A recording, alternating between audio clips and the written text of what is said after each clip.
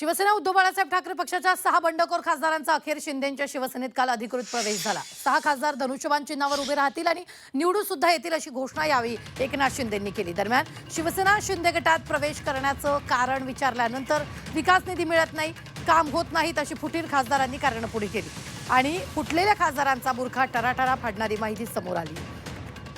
विकास निधी मिळत नसल्याची तक्रार करणाऱ्या खासदारांनी विकास निधी मंजूर झाल्यानंतरही तो खर्च न केल्याचं समोर आलं। खासदार स्थानिक क्षेत्र विकास योजनेअंतर्गत प्रत्येक खासदाराला वर्षाला काही विशिष्ट कोटी रुपयांचा निधी मिळतो। हा निधी प्रामुख्याने रस्ते, सार्वजनिक आरोग्य, पिण्याचं पाणी, शिक्षण, स्वच्छता यांसारख्या कामांसाठी खर्च केला जातो।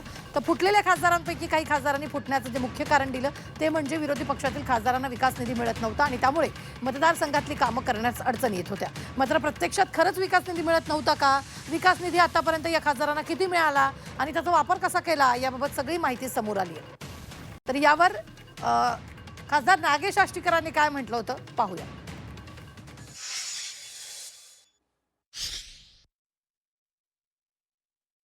मिळत नव्हती। माझ्याकडं जे असणारे 5 कोटी रुपये जे MP लाडमधून मिळतात ते अतिशय अपुरे आहेत आणि प्रत्येक गावात गेलं की प्रत्येकाला काही ना काहीतरी अपेक्षा आहे। त्यांनी खूप मोठ्या आशेनं मला खासदार म्हणून निवडून दिलेलं आहे। तर मी यांची कामे कशी करायची किंवा निधी कुठून मिळवायचा किंवा मग लोकांची जी काही कामं असतील मग तहसीलमधले असो, पंचायतमधले असो, नगरपंचायतमधले असो, नगरपालिकेतले कोणचे फॉरेस्टचे असो किंवा कुणाचे कुठलेही जे काही कामं करायची असतील तर तुम्हाला सगळ्याला माहिती आहे की हे कामं होत नव्हते, सत्तेमध्ये असल्याशिवाय करता येत नव्हते।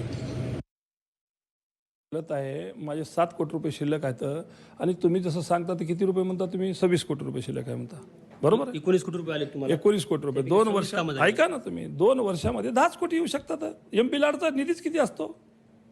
5 कोटी रुपये, 10 कोटी रुपये 2 वर्षाचे, 26 कोटी रुपये आले कुठून? तुमची माहिती थोडीशी गलत आहे आणि सध्याला पोर्टल बंद आहे। माझ्याकडे 7 कोटी रुपये नक्कीच शिल्लक आहेत माझ्या MP लाडमध्ये, पण गेल्या 2 महिन्यापासून पोर्टल बंद आहे, त्यामुळे नियोजन सगळं झालेलं आहे, होऊन जाईल खर्च ते।